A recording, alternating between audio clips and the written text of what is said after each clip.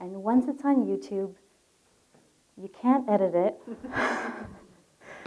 And Sam's going to tell you about that right now.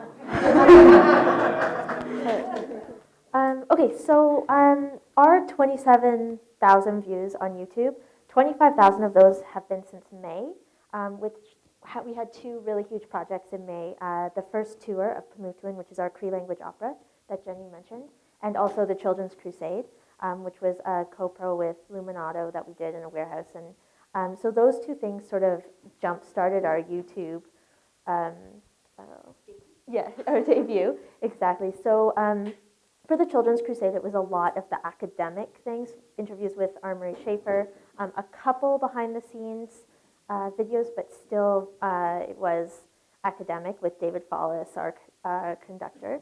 And then I was putting up from the road video tour diaries, which were very behind the scenes and not always.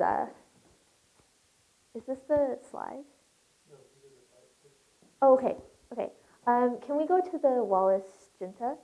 So we kind of have three different categories of videos that we put up. The first is profiles. So I started doing profiles on the touring artists this year for kind of lead up for our second tour. We're leaving on Sunday, actually, for our second tour. The reason for this is last year we did 2 stages of touring, education and performance. And we had a small group of artists do the education tour for the week prior, and then everyone came up. And the students and the community had such a bigger response to the artists that they had interacted with on education tour. And so what I was trying to do, because we have a cast and crew of 30 on the road, is try to get that same level of recognition for everybody on stage, as opposed to just the 3 artists that would be on education tour this year. So we also started doing profiles on our Choir 21, which is a new choir for contemporary music in Toronto. So, Neil, do you mind playing just the first little 30 seconds of Wallace's? Thanks.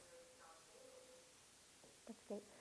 So the profiles are between 3 and 6 minutes long, depending on the shininess of the artists and how well they speak. But that's one of the challenges that I find that I have, is depending on the artist. Sometimes they're really excellent on film and sometimes they're not, and you have to kind of edit them to make them as shiny as possible. So the profiles are always in kind of related to the project. Obviously, we want the videos to fuel the project, but it is a lot of personal on the artist as well, especially for the touring profiles. It's a lot of what they're working on in Toronto, what their favorite memories were from the tour, whether it was on stage or, it was whatever they were doing, riding the train or crossing the Moose River, that sort of thing. And then after profiles, we have our education videos. So that's Soundstreams TV. Maybe episode 1. Yeah. So Soundstreams TV we started this year, and again I created it for the tour as an education resource for teachers and students, so that they had more background for the work.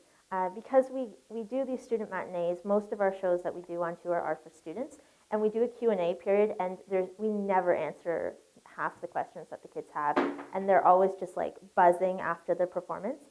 So a lot of the videos that I did were topics that were pulled directly from the Q&As from last year's tour. So, but then I found all the curriculum links, and so all the videos are classroom appropriate.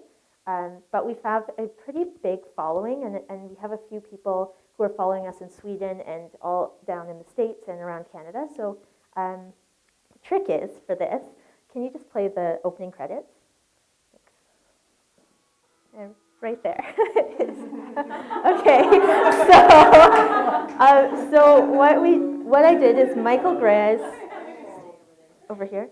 Michael Gray's came into the office, and I filmed him talking for 20 minutes about any topic I could possibly think of. And so any episode that I do, I try to get at least one soundbite with him in it, and if not, he's in the opening credits. So, am I in the right spot? Okay. Okay. So every video that we do is tagged with Michael Grey Eyes, and it gets a lot of hits. It's really great, but also it gets a bigger audience, and people are very interested, and we get comments that are directly related to the content, not just the fact that Michael Grey Eyes. Yeah. I can put Brad Pitt and all. It's seriously, it's great. And then, so those are our first two those are the two videos that have the richest content. Then we have like my tour video diaries. The one that I have here is 41 seconds. I took it at dinner. The artists were not saying what I wanted them to say. What I wanted them to say was how fantastic the workshops were that day and how much fun they had working with the kids. This is what they said. Do you mind playing it? Thanks, that's good. So that video, I put it up just as a supplement to a blog that I wrote, like a blog entry, and it got 500 hits in a week. And so, I don't know, so that's sort of our what we do online in terms of video. Yeah. Okay. Oh, yeah. So the last thing that we have to show you, Jenny was mentioning that once a video goes up, you can't edit it on YouTube. So Lawrence Cherney, who's our artistic director, travels all over the world visiting with different artists and composers and takes video of rehearsals and sends it back to us. And so this video, 6 minutes long, of this world-famous koto player got back to us, and we put it up on YouTube. Didn't think to watch it. Neil, can you go to 550? There it is. So you can see right in the bottom corner there, Lawrence's bare toe. Which it comes back into frame for the last minute or so. So this went up onto YouTube. This Kazuai Sawai is that's good, Neil. We don't really need to.